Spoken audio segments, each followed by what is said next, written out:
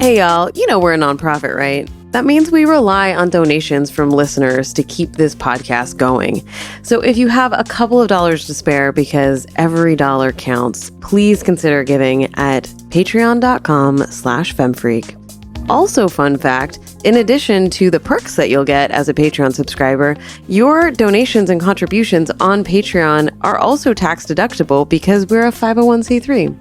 So if you want to learn more, if you want to give, please head over to patreon.com/femfreak. The first group of people I saw it with, somebody called out the kind of offensiveness of her ending up in Southeast Asia and that being like the worst possible thing that could ever happen to like a white person's career, which is fucking rude.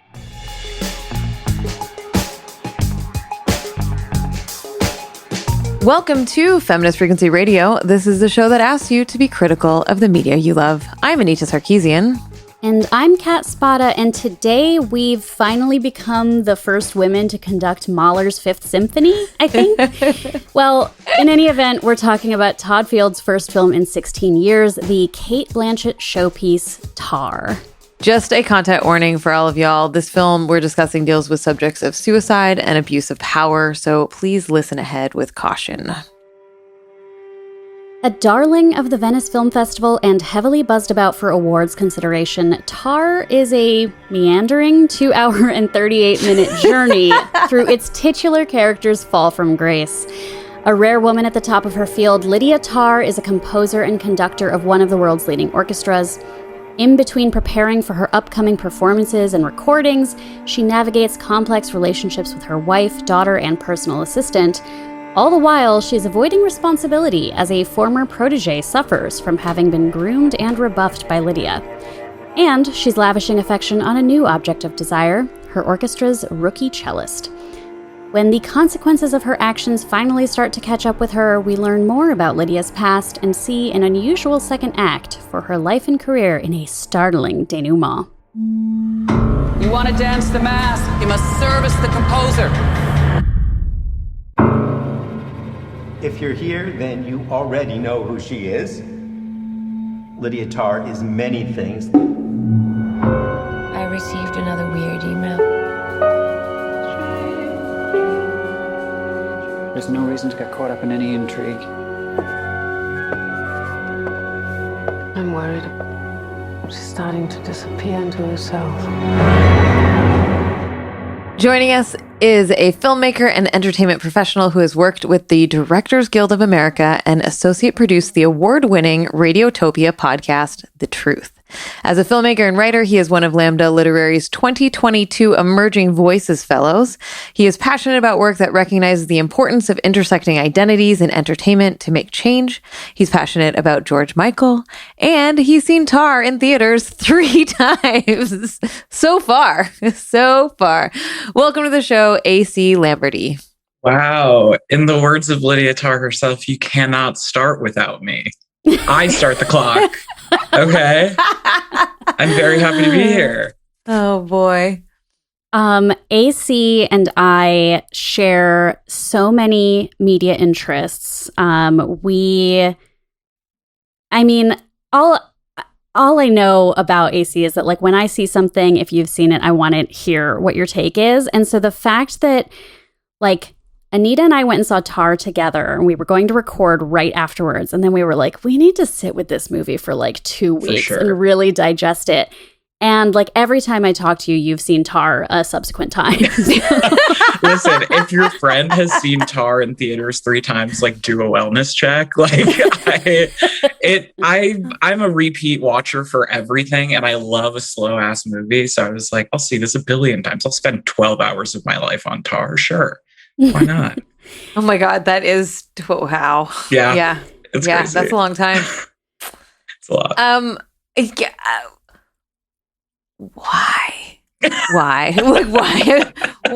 What's a draw? Do you rewatch films a lot? Is this just like a standard for you, or is there something about this movie in particular that you're like, I need to experience it again? Mm-hmm. And like, did you get something out of your subsequent watchings that were different? Yeah, I think it's kind of a mix of both. I'm definitely a repeat watcher, especially lately I've been like recontextualizing how I consume film as art versus commerce. That has become really important to me. And like films like this and films like Memoria that came out this year as well, the Tilda Swinton film, like slow, quote unquote, slow films, have just like helped me shift my perspective about like what I want out of the art form. So of course I was like, Tar, okay, 3 hours, like absolutely, let's go. But with this film specifically, I definitely got so much more out of my various watches. Like I think on my second or like whatever watch it was recently, I like paying attention to like race and how it's there and not there in this movie was fascinating to me. On first watch, like thinking about masculinity, which is like a niche that I'm kind of obsessed with in film and media. Like I'm gleaning a lot from it every time I watch, which is a pattern for me. But for this, I definitely got a lot out of it every time. Yeah. Yeah, I was curious, Anita, when we went to see it, that you had gone in kind of blind. You hadn't watched any trailers or read reviews. I went into it with like a log line. I went into it with like, this is this movie that's What If Me Too, but a woman, you know? Yeah, so I went into it with my own expectations too. Like I had no idea that that's what this was going into it, which I was like, ugh. Like I heard about it. I watched 10 seconds of the trailer and was like, oh my God, I need to watch this movie. And I turned it off. I was like, I don't need to, I'm sold, you know, like Cate Blanchett as this composer, like being amazing. Why would I need to know anything else? I don't want the trailer to ruin it. So the fact that it was something like this heavy and I went into it completely unaware, really had it, in addition to what I think about the movie, I think also had an impact of that. I just was not emotionally prepared for it to be this thing, right? That I feel way more emotionally attached to than other topics necessary. You know what I mean? Like when it comes to films about abuse or Me Too, or like, I think that there's a lot of, that using Me Too as like set dressing or as like character development. Like it's like a hot button thing. And that makes me really mad. I don't think that that's what this movie's doing. I think the movie is about this. And so that's a different take. But I like to know when those things are going to happen before I go into the movie, you know? Mm-hmm. Definitely. And I think like, oh, sorry, Kat, just briefly. I totally understand. I personally thought the Me Too, I'm loath to use the term Me Too because they like never say that aloud. But using the kind of predatory subplot, I view it as a character piece. So I'm like, is it really a plot? Is it just something that happens in her life? Whatever. But it does kind of feel like a gotcha, like when you get an hour in and that becomes the focus. So I totally feel that. Totally.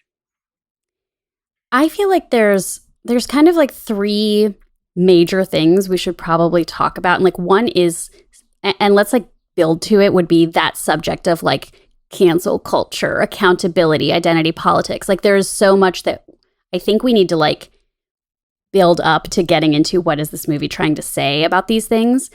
But then like there's the film as its art piece, which I think is like worth spending time on because there is so much I loved about that. But can we just start with like a brief discussion of Cate Blanchett as an entity? Because I feel like there's definitely this like queer icon status that she has with like Carol, and she's going to show up in Ocean's 8 wearing all these suits. Like there's something about the way that she's like masculinized for our consumption that is really interesting to me. And like even on the Tar press tour, she's like wearing these like blazers with the sleeves rolled up, Miami Vice style. Like can we just talk about Cate Blanchett, like how she's perceived or what you think going into this movie about her, and then how she carries the movie on her skeleton? Because she is like, and the makeup, like they did makeup on her that made her look unlike herself and completely like a heavier brow. Like the way that she is masculinized aesthetically in this movie is really interesting. And I know like AC, we talked about the scene at the school, and I'd love to just talk a little bit about just Cate in this moment.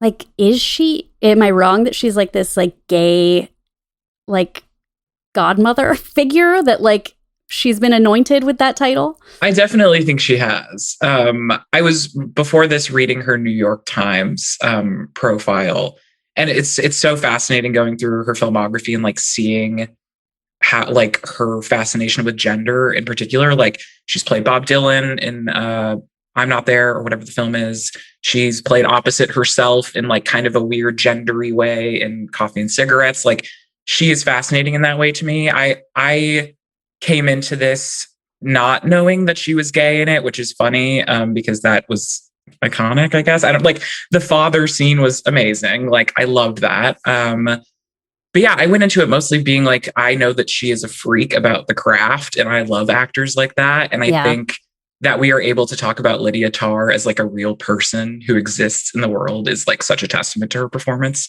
But yeah, I'm still kind of grappling with like the queerness and the gender stuff too, if either of you have particular insight on that.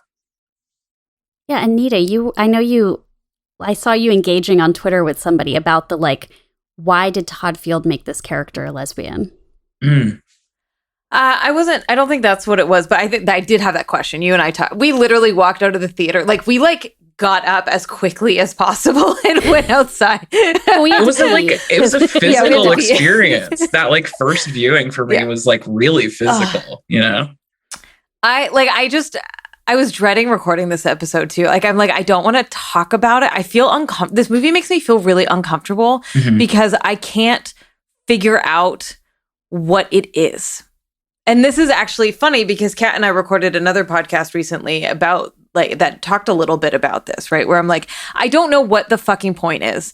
And I don't know what Todd Field is trying to say. And it's really, and it is saying something and I don't know what it is. And like, I think that's why I've been like really waffling. So I got into a conversation on Twitter because there's a thread that someone wrote about how like they loved the first 20 minutes of the movie, but then was really dismayed at how much the movie hates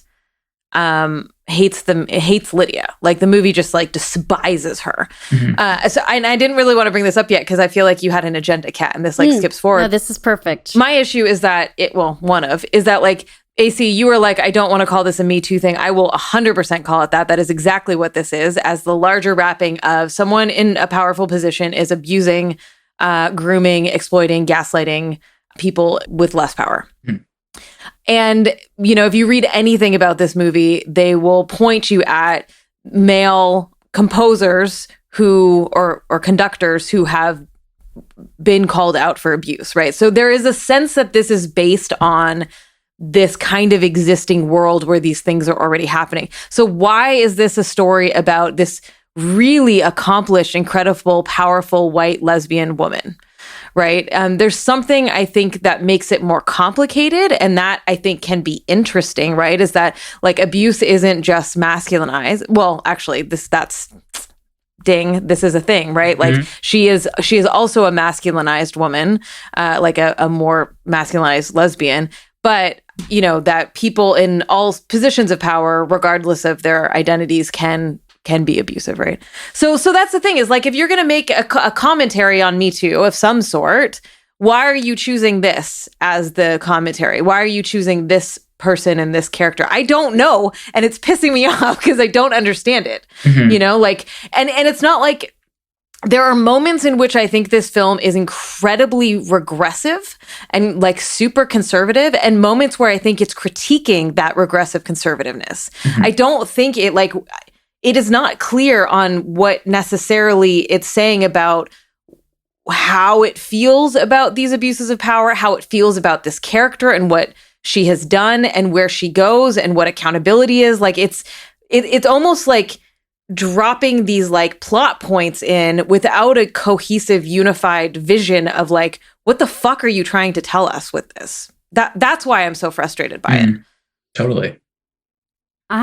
Especially in what you just said about like whether or not the movie hates or doesn't hate or loves its main character, I was reminded of Red Rocket, which I know I've talked about on the podcast before, and how it's a completely different type of movie. I mean, I don't know, maybe not. It has a similar kind of meandering quality, but it's like a very different pace.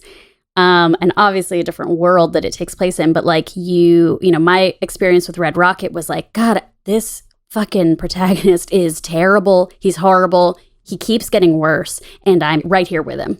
I don't want to be left out of this story because he is so compelling and magnetic. And there is something about this too, where like, I don't think the movie really has a perspective on whether or not Lydia Tarr is good or bad. But even for like that first half hour of watching NPR, you're still like, damn, this woman is like amazing. Like you're really sucked in. I literally made a note as soon as we walked out of the theater being like, I feel like I just watched NPR for 3 hours and I do not like listening to NPR, you know? So, I mean, can we talk about that, like that intellectual distancing though? Because like one of my main questions is like, why? And actually, I think I recently saw Cate and Todd Field doing an interview about why this was set in the classical music world. And I feel like it just kind of was that he likes classical music and likes Mahler. Like, I think there really wasn't much to it. But watching it, I was like, is there a reason this movie is keeping a lot of us at arm's length? Because if it was about a sports coach or a CEO or filmmaker, we would all be able to connect with it a little bit better or easier than it being in such like a rarefied air. And I think there is something about like in that first 20 minutes, like that whole, New Yorker interview. And then, good God, I almost stood up and clapped for the Alec Baldwin podcast guest appearance. Thank God he's getting work. Oh my God. Yeah. Talk about a redemption arc. Like Todd Field's here to give you a job.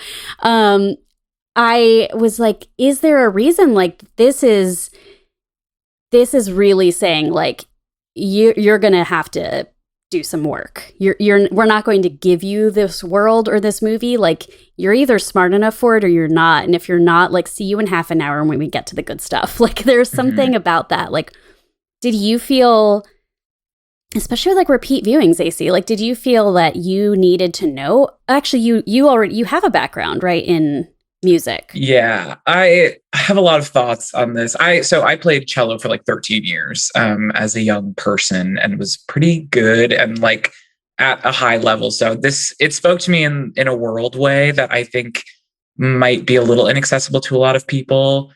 And I feel like the arts admin part of it, I was also like, okay, I get this too, because that's my day job.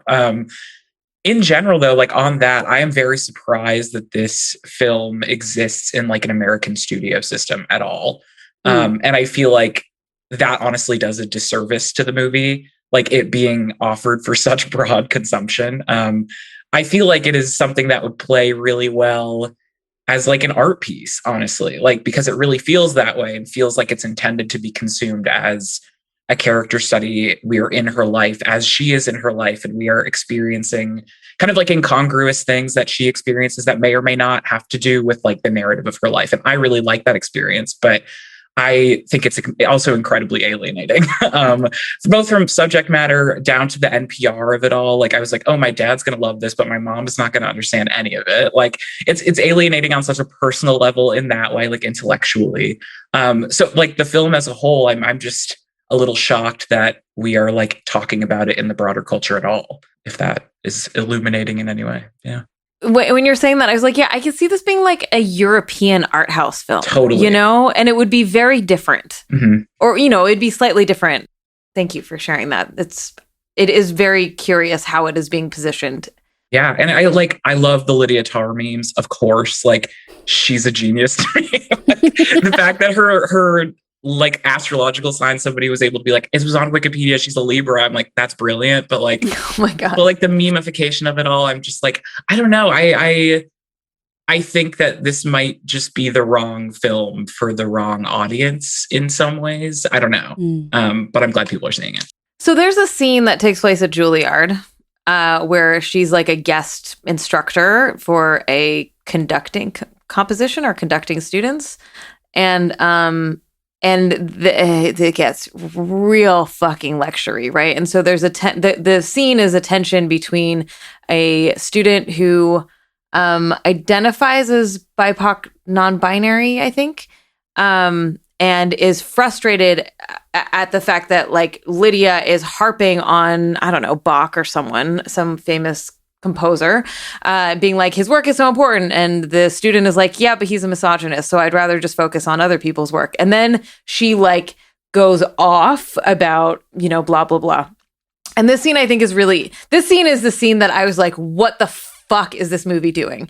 Like, you know, there is a tension that is happening in this moment that I think there is a conversation to be had about, you know, whether you can appreciate the work and impact of an artist who is also a bad person and has caused harm, right? And I think that most of us that work in the media space are like, yes, why are we still having this conversation? This is so much more nuanced. It's like you can't erase the impact that a creator had on an industry, but we can acknowledge the harm that they've created, blah, blah, blah, whatever. I know it's not that cut and dry, but it kind of is like whatever. So in this scene, you have her tearing into this student for like wanting to, you know, have some morals and some values and some ethics around their work. And, you know, that student storms out or whatever. And like, you're left in this space of like, she was a dick to him, but was she right? So like, did she deserve to be an asshole? Or sorry, not him. They deserve to be an asshole to the student. You know, they're just doing it in this elitist way, which is then kind of compounded by at the very beginning, she talks about how like she doesn't really care about being a woman or talking about being a woman or like being a female composer and the importance of supporting other, you know, like she's very part of the like the patriarchal power structures, which I think is a very interesting character. I just don't like where it went, you know? That was I mean, especially going into this movie, and finally that's where it starts to ramp up to my expectation of like, okay, is this the moment where we're about to see, is this the Billy Bush on the bus tape moment? You know, like, is this where we're about to see this character's fall or whatever? And it's shot with this purposeful building of tension. The student won't stop jiggling their leg. And you know that like I kept thinking at some point Lydia's going to like she's going to slam her hand on them, and like there's going to be some physical altercation, and it just keeps kind of building. And I thought it was kind of amazing that when this moment finally kind of pays off an hour and a half later, it's in like a seriously silly kind of way. Like by the time it comes back and it's been like so obviously chopped up in a really amateurish fashion, by the time we see it again, it's the least important thing about all of what we now know Lydia has done. Mm-hmm. And I think that like what the movie maybe is saying about the type of people who complain about cancel culture or who don't expect that they're going to have to take accountability for their misdeeds, it reminded me a little bit of like White Lotus season 1. Can we have a spoiler-ish? Like, yeah, we've already talked about it on the podcast too. Okay, yeah, like that at the end of White Lotus season 1, you're like, right, this is what happens. Like the rich people don't have consequences for the fucked up shit that they had a hand in. So watching, you know, some reviewers have said that this movie, like you really see, I think that Twitter thread, Anita, was like, wow, you really see this character just get like destroyed, you know, torn apart, da-da-da-da. And I was thinking, no, just Lydia's kind of stupid about it. Like Lydia makes a lot of really stupid mistakes and doesn't cover her tracks very well. And so by the time this video comes up, you're just like, yeah, well, no shit, you got caught being a dick. Like, yeah, and I think your point is really astute here in terms of I didn't register it that way until you said it, of like by the time that video comes out, you're like, yeah, we know. You know, like this is the least worst thing that she's done at this point. It is ridiculing calling people out, right? Like the way that video was, like it didn't need to be cut up like that. Like why was it made goofy in that way? And there's a sense of judgment and like ridicule on people who want to call out powerful folks for being shitty, you know? I was going to say something else though. Something about how like the actual consequence, Right. So one, she's oblivious to, I'm not oblivious, but she's like, this isn't going to come out. It's not going to come out. I'm going to keep grooming. I'm going to keep doing this stuff. Right. Like there's something, the ramp, like once you get into that phase of the movie, you're like, holy fuck, man. Like it gets really intense because you're like, why are you still doing this? You're about to get caught in this other thing, which is a gross thing to think about as a viewer in this moment, you know, like that you're like, I don't understand why you're not like stopping the behavior. Like there's no accountability. And I feel like there's also some like really gross classism stuff that comes into play too, right? Where like it's really, she's from a working class family and like you, and there's just like this little blip of a moment where she's like, you know, goes home because she has nowhere else to go. And you learn that she changed her name and like that she like comes from, I don't know, maybe poverty or at least working class background. And you're like, was that necessary? Like, what does that have to do with anything here? Like, are we supposed to feel sympathy for her? Are we supposed to feel more anger for her? And then the only work she can get, which look, I understand that the Philharmonics fucking hate doing the like orchestra to the movie that everybody loves to see. Those are super fun. We all love them. But like, I know that orchestras don't like doing it. But the fact that it was like in Asia to a group of fans, as if fans are like these cheesy, like that they're not worthy of also having experiences with like live music. Is it like it just like, and is that actually a consequence? Is that, you know, like you're still fucking getting work, you know? And just the whole way that played out in that ending scene, I was like, go fuck yourself. Like I was so mad. But like, what are we? I don't know what I'm supposed to take out of that. You know, that there are not actual consequences or that this is actually a consequence. Yeah, I felt really similarly about the ending too, honestly. Like I think the impact of it, watching it at first, I was like, whoa, crazy. And then that was it. But the first group of people I saw it with, somebody called out the kind of strangeness and like offensiveness of her ending up in Southeast Asia and that being like the worst possible thing that could ever happen to like a white person's career, which is fucking rude. But then thinking about like literally the very opening of the film where we have the credit scroll and it is like the recordings of this like audio, whatever ethnography kind of work she's been doing, I think with people in Latin America, right? Like tribes in Latin America. I really do, like on reflection of that, I like the bookends of like thinking about how Lydia thinks about cultures that are not her own. Like she is racist, in my opinion, like in this opening, you know, chunk of her being like, I deem this kind of cultural expression really worthy and important of preservation. And then we end with her in Southeast Asia, like, presumably like we know enough about her character that she's like, this is hell, this is horrible, and I feel really like denigrated being here.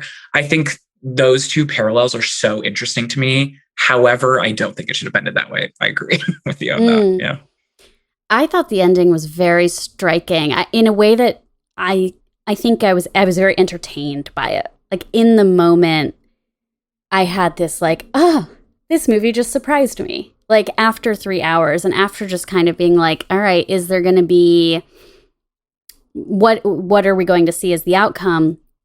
You know, and I did have to kind of look up, right? So she's conducting a score for the video game Monster Hunter to cosplayers in an audience, and like that conceivably could be a really big paycheck. I mean, that seems like absolutely...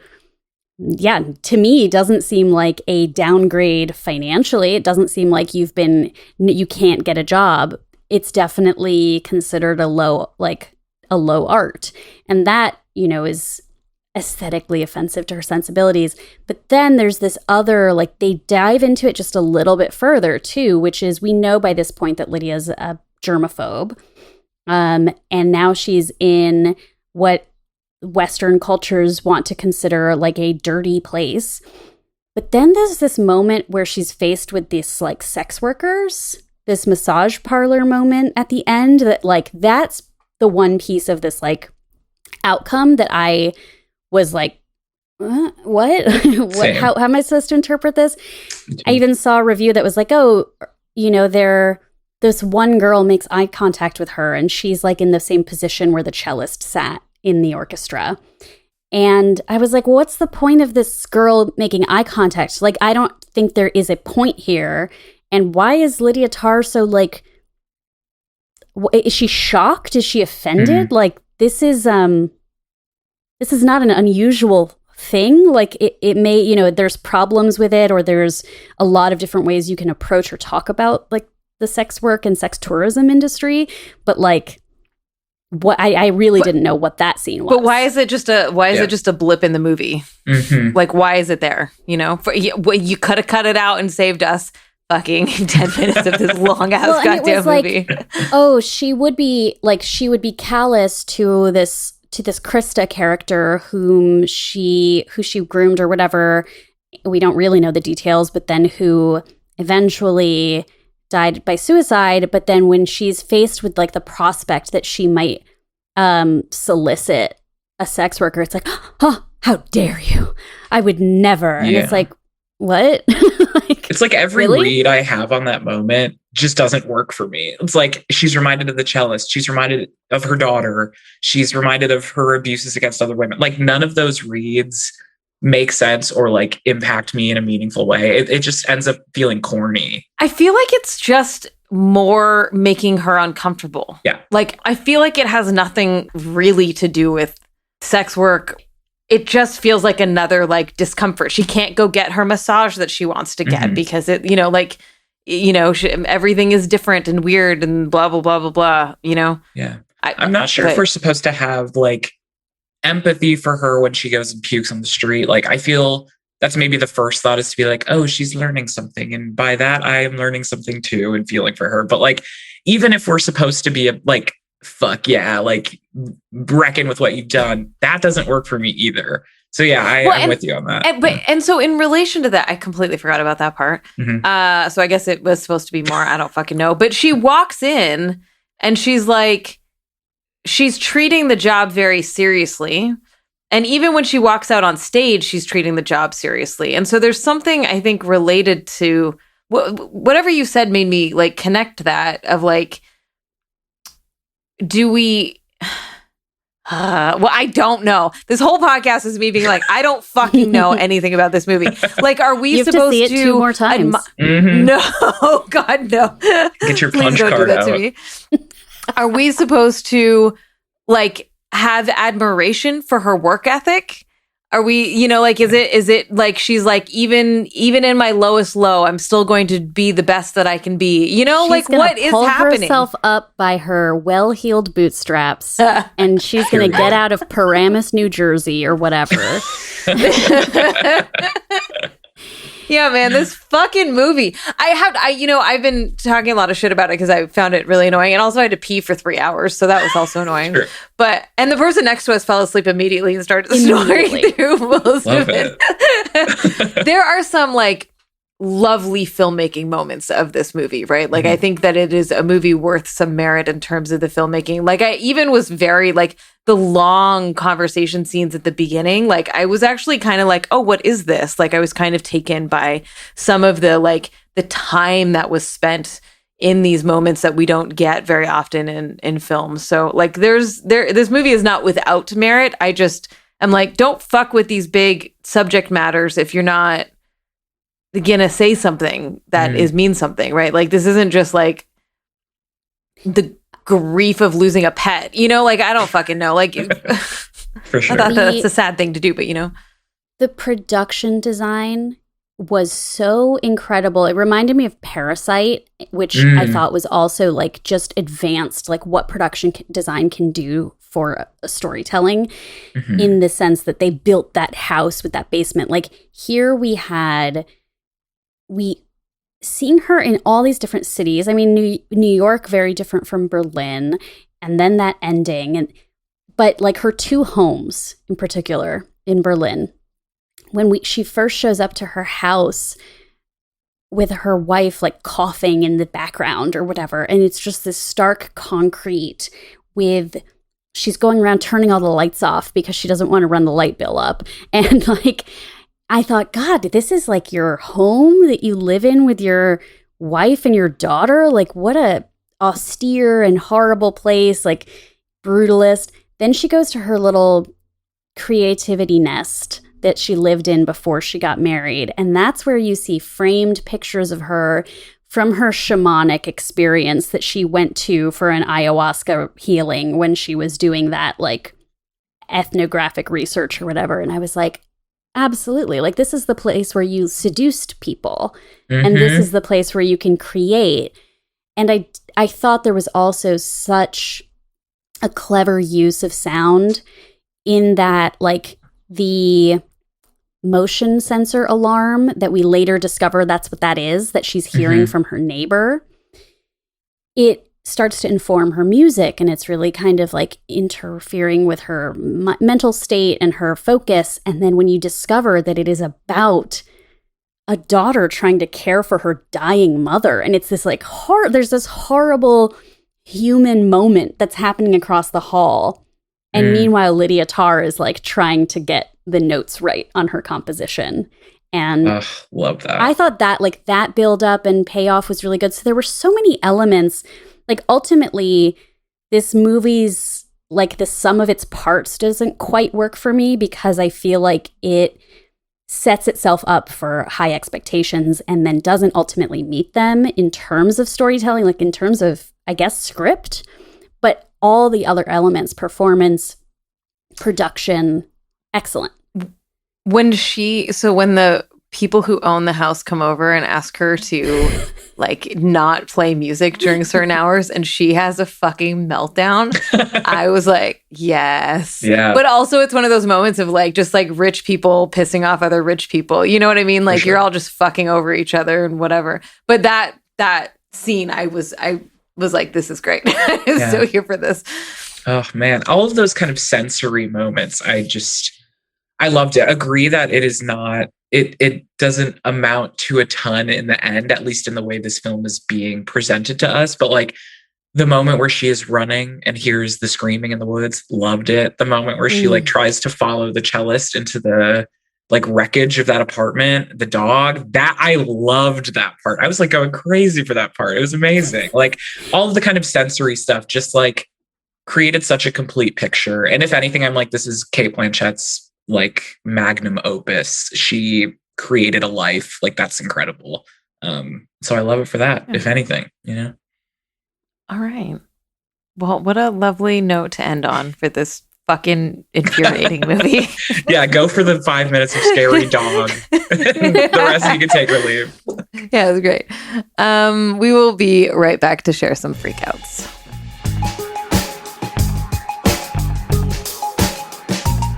If you are enjoying our show, please consider supporting it on Patreon. Your monthly or annual tax-deductible gift helps us keep the show running and on the air. By becoming a patron, you're supporting independent feminist media and a nonprofit that's working to end abuse in the games industry. Plus, patrons get a special bonus alongside each episode of the podcast. Of course, we know that not everyone has the means to financially support the show, so just taking a moment to give us a star rating and review on Apple Podcasts or wherever you listen to this show can help new listeners find us. We appreciate your support in whatever way you can provide it. Now, back to the show. What's your freak out? Now it's time to talk about what's been thrilling us, moving us, upsetting us, or infuriating us this past week. And based on that that particular scene in Tar where she's being chased through an abandoned basement. Anita, why don't you tell me about your freak out this week? You're so good at transitions. You know, on a podcast we recorded earlier this week, I was watching Kat read the script and like on the fly changed a word because it was a repeated word and did it so seamlessly and perfectly. I was like a steel trap. Yeah, like wordsmith over here, master. Okay, so y'all know that I am like, I don't like horror movies, but I'm learning to not say that anymore, right? I'm learning to say that I like some types of horror movies. And so, you know, have some nuance for a large genre. Anyways, that said, I watched Barbarian, which is a movie that film buffs are going wild about and think is amazing and blah, blah, blah, blah. Has either of you seen it? Yes. Fuck this movie. Yeah, I'm not buying the huge hype. Why is everyone obsessed with this fucking movie? Okay, so it's about, for those of you who aren't familiar, it is about, the IMDb description is a woman staying at an Airbnb discovers that the house she has rented is not what it seems. you know, it's obviously like more Justin than that. Long is Lydia Tarr in Barbarian. Okay, but this is what I put this in this episode specifically because so the first 20 minutes of this or whatever, the first like act of this is like horror movie, and you know, like I'm like, why am I watching this? I can't believe it. I hate horror movies, whatever. But like good, like the dialogue and the exchange and the situation that happens, I was like, man, I fucking believe all of this. Like this is a very believably written interaction that took place. And then you cut to this fucking guy who is sorry, spoilers, which also, okay, big spoilers. So just stop listening for the next 2 minutes if you don't want to hear about this movie. I like the like it's one movie and then it's another movie. Like I liked that. I thought that was really nicely done. But it's about this guy who is a Hollywood director who has a pilot and he gets accused of rape and he loses his fucking show and then he blah blah blah whatever.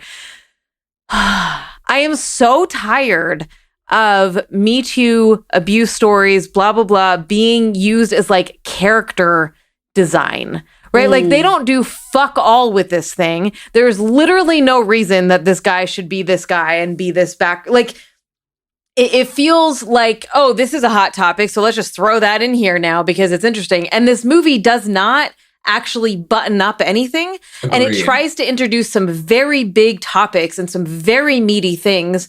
But it like I ended it being like, what the fuck?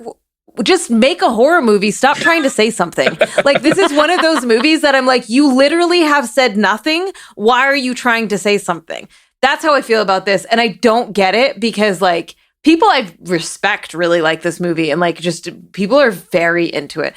So this podcast episode is me being like, don't fucking throw abuses and shit in your goddamn movies unless you're going to say something about it. Love But it. also Scary Mama.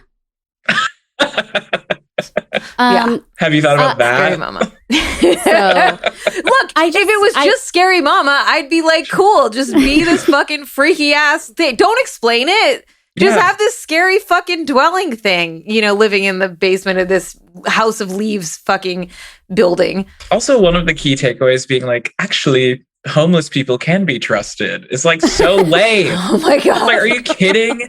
The gentrification shit like really lost me. Like it was so unbuttoned up, like you were saying.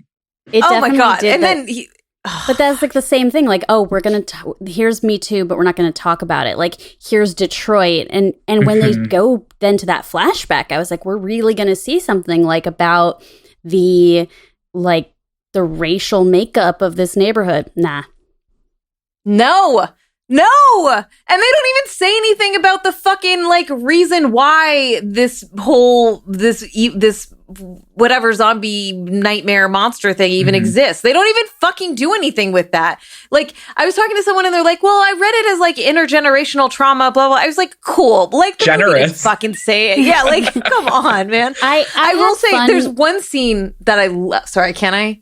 There's one scene that I fucking loved, though, that I thought was hilarious. And it was when, the director guy finds this freaky ass room that anybody would be like, what the fuck is happening? Immediately goes upstairs and Googles whether you can list extra square footage in unfinished basements on like listings, and then like goes and measures how long it is. Yeah. That shit. And like going past these creepy ass death cages and shit, just being like, it's fine. I'm just like, I'm gonna get more money. It's fine. Like that I thought was probably my favorite part of the whole movie. Tells us more than the Me Too plotline about his character, frankly. Yeah. Yeah. I just appreciated the Bill Skarsgård as red herring. Just thinking like he's in everything right now. Mm-hmm. Well, and to have gotten like to be blessed with good Skarsgårdy looks and then to be Pennywise and the Castle Rock creepo, and I was like, oh, obviously like horror movie, Bill Skarsgård's here, like watch out. And he's just a guy. He's just like a Also, I've been aggressively corrected by Swedes on the pronunciation of the Skarsgård brother family. Okay. I fucking if I can pronounce it's like Skorsgård. I can't even do it. It's fucking Amazing. It's very specific. I will eat a salted licorice in abnegation. Yeah. All right. Anyways, thank you for bearing with my freak out. AC, what is your freak out this week? Let's see. I think on a positive note, positive-ish. We don't do Kat is positive aware here. of this. Well, I gotta say there are definitely negatives to this as well, but Kat is aware of this. I've been doing Vampire Autumn for like the past 2 months, just consuming a lot of vampire content that I've never seen, because I'm fascinated by vampire stories and think they could be so much and cover so much. But I watched Blade for the first time. I watched that for the first time during the lockdown. Yeah, I got a huge kick out of it. Wesley Snipes is so hot in it. It's insane. Also watched the original Interview with the Vampire movie, which like 5 stars, changed my life. Like the Tom Cruise and Brad Pitt. Wait, Correct. you hadn't seen that? I hadn't seen it. I was like, I've this not is a seen movie it. made for me. Really? Oh my God, Kat. I mean, I've tried to rewatch it recently and was super fucking bored. Yeah, I was just like, Tom Cruise. I can't even like begin. Like, he is so wild in this movie. I was just like, thank you so much for your service. And I will say the show on AMC, the pilot, is so good. Highly recommend. Like, it is actually good, not like me being like, I love Interview with the Vampire, I guess. Highly recommend. I need to catch up, but I really liked it. So vampire content abound. Have you watched Only Lovers Left Alive? Yes. Okay, great. Love That's my Tilda. favorite. That's my favorite. And I love what's his face, my husband, whose name I can't remember right now. Tom Hiddleston. Yeah, love him. Yes, I'm due for a rewatch. And his little dancing. Yeah, that movie is one of my favorites.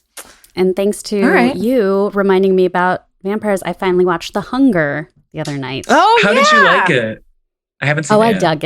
I dug it. I mean, there was a I mean, Brian it's super Fuller- slow, so you'll like it. I'm Brian ready. Fuller was I'm ready. presenting this screening at a Halloween screening at this local theater, and ran into him in the lobby and was talking to him. He said, yeah, this is 85% amazing, and then 15% of it just off the rails, like loses its steam. Mm-hmm. And I thought that I would agree with that. I'm glad I had that in my head watching it, because this stuff, I mean, I was like, oh my God, this part is so stupid. Who cares? It's so horny.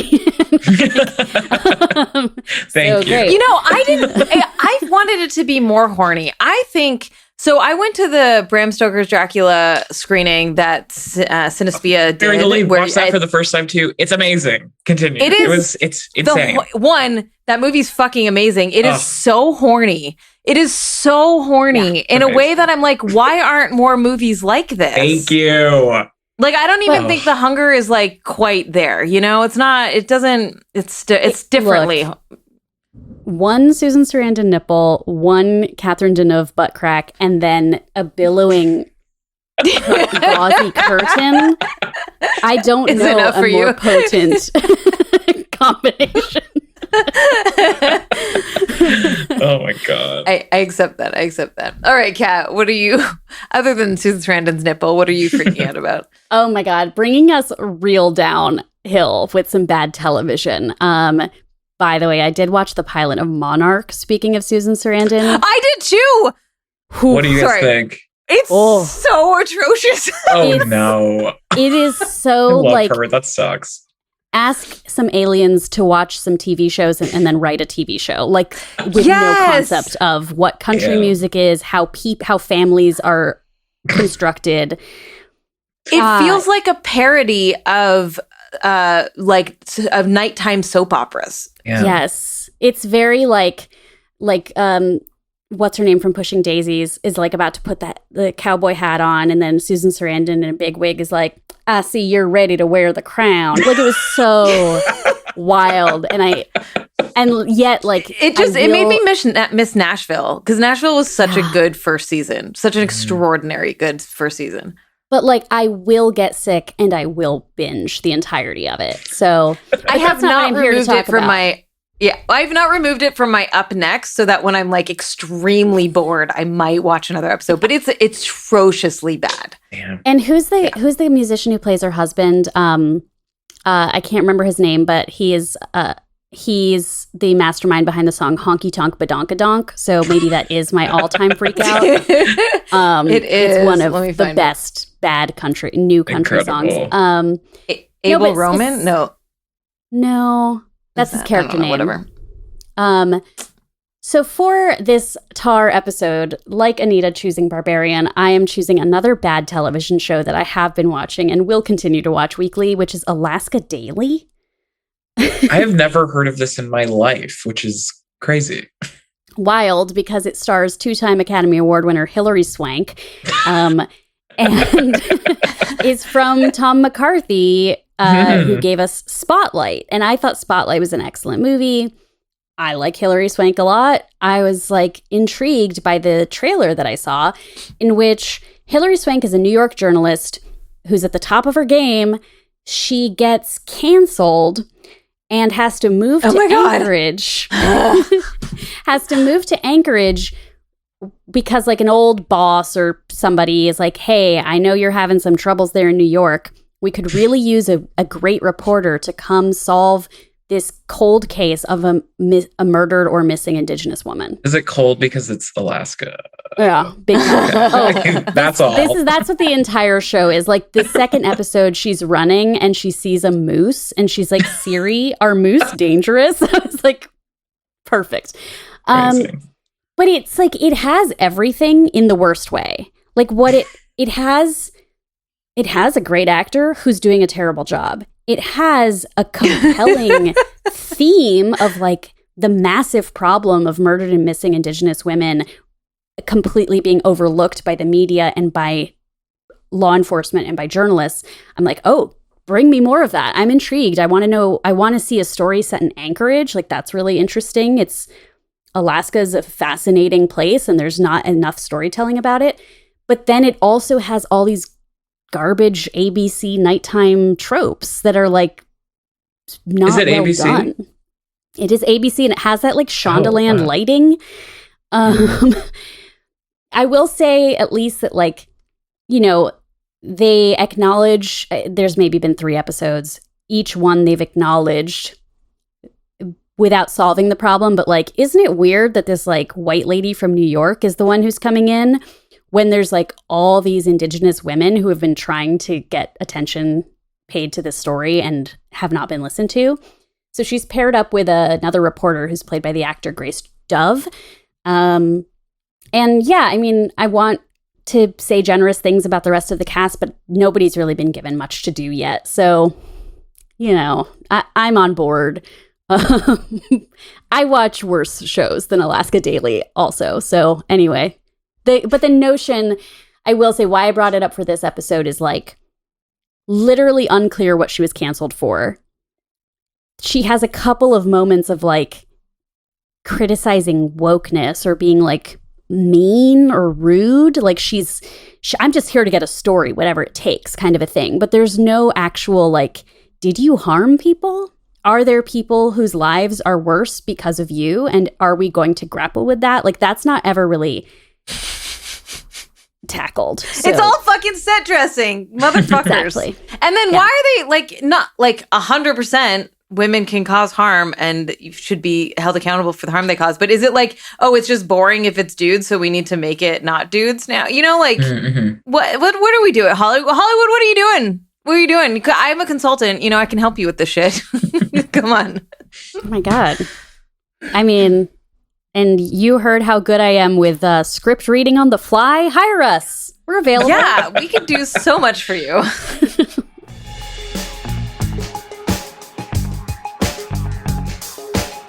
Well, as always, after a really seamless plug, that is our show for today. AC, thank you for joining us. You are ahead of the curve by not being on Twitter, but where can people get in touch with you or learn more? Well, yeah, Twitter's hell. I'm writing Tar 2, so be on the lookout for that in theaters in 25. I'm on Instagram and Letterboxd. I love Letterboxd. I'm a freak. My handle on both of those is AC Lamberty. Amazing. I'm Anita Sarkeesian, and you can find me at Anita Sarkeesian on all the hellscapes. I'm Kat Spada. I am still on Twitter at cat_ex_machina, and you can follow Feminist Frequency all around social media at FemFreak. If you are a Patreon subscriber, be sure to stick around for the bonus episode with our guest, AC Lamberty. If you like the show, help other people find it. Subscribe, rate, and comment on your favorite podcast app. Thanks so much for listening. Bye. Are we orchestrating it? Yeah. Bye.